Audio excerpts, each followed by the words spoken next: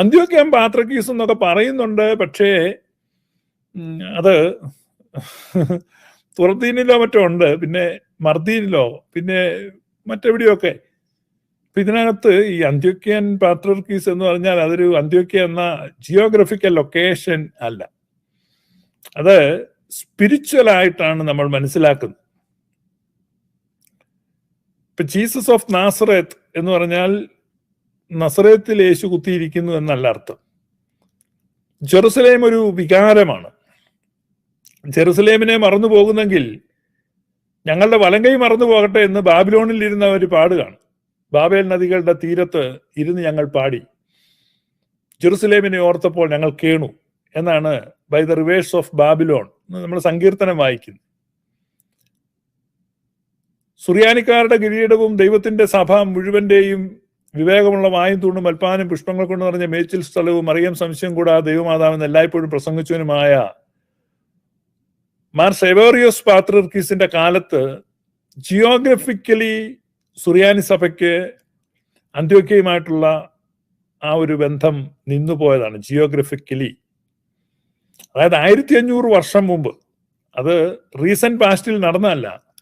1500 വർഷം കഴിഞ്ഞിട്ടും അന്ത്യോക്യ എന്നതൊരു വികാരമായി സത്യവിശ്വാസികൾ ഹൃദയത്തിൽ താലോലിക്കുകയാണ്. അപ്പൊ അതൊരു വൈകാരികതയാണ്, ആത്മീയതയാണ്, അല്ലാതെ അതൊരു ഭൗതികമായി ഒരു വസ്തു കയ്യേറി നിൽക്കുന്നതോ ഒരു സ്ഥലം പിടിച്ചെടുക്കുന്നതോ അല്ല. വസ്തു, സ്വത്ത്, ഭൂമി എന്നതുമായിട്ട് റിലേറ്റ് ചെയ്തിട്ടാണ് ചില ആളുകൾ കാര്യങ്ങളെ മനസ്സിലാക്കുന്നത്. അതുകൊണ്ടാണ് അന്ത്യോക്യ എന്ന ജിയോഗ്രഫിക്കൽ ലൊക്കേഷൻ അന്വേഷിക്കുന്നത്. It's a title. അന്ത്യോക്യൻ പാട്രിക്കീസ് എന്ന് പറഞ്ഞൊരു ടൈറ്റിലാണ്. പരിശുദ്ധ സേവേറിയസ് പാത്രിക്കീസ് ബാവായുടെ സർവ അർത്ഥത്തിലുമുള്ള പിന്തുടർച്ചക്കാർ എന്ന് പറഞ്ഞാൽ ഡിസെൻഡൻസ്, സക്സസേഴ്സ്, സേവേറിയസ് പാത്രിക്കീസിന്റെ പിന്തുടർച്ചക്കാർ. ദൈവശാസ്ത്രപരമായി, ലിറ്റർജിക്കലായിട്ട്, ക്രിസ്തുവിജ്ഞാനീയ നിലപാടുകളിൽ, ബോധ്യങ്ങളിൽ, എല്ലാ അർത്ഥത്തിലും സേവേറിയസ് പാത്രിക്കീസിന്റെ പിന്തുടർച്ചക്കാരും തൻ്റെ കഷ്ടതകളുടെ പങ്കാളികളും ആയവർ, സഹകാരികൾ ആയവർ, അങ്ങനെ തന്നെയാണ് വിളിക്കുന്നത്. എൻ്റെ കഷ്ടതയിലെ കൂട്ടാളികൾ.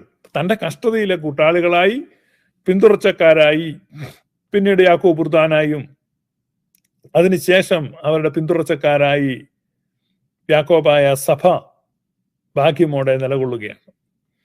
അപ്പൊ അതുകൊണ്ട് അതൊരു ജിയോഗ്രഫിക്കൽ ലൊക്കേഷൻ അല്ലാതെ ഈ ചോദ്യം വീണ്ടും വീണ്ടും പല ആളുകളും പറയുന്നത് കൊണ്ടാണ് ഞാൻ ഒരിക്കൽ കൂടെ അതിനെ വിശദീകരിച്ചത്. അപ്പൊ എന്നോട് ചോദിക്കുന്നുണ്ട് അന്ത്യോക്യ. അന്ത്യോക്യ എന്ന് പറഞ്ഞാൽ അത് ആ സ്ഥലത്തെ കുറിച്ചല്ല, ജിയോഗ്രഫിക്കലി അല്ല സംസാരിക്കുന്നത്. അത് വിശേഷിച്ച് മനസ്സിലാക്കുക.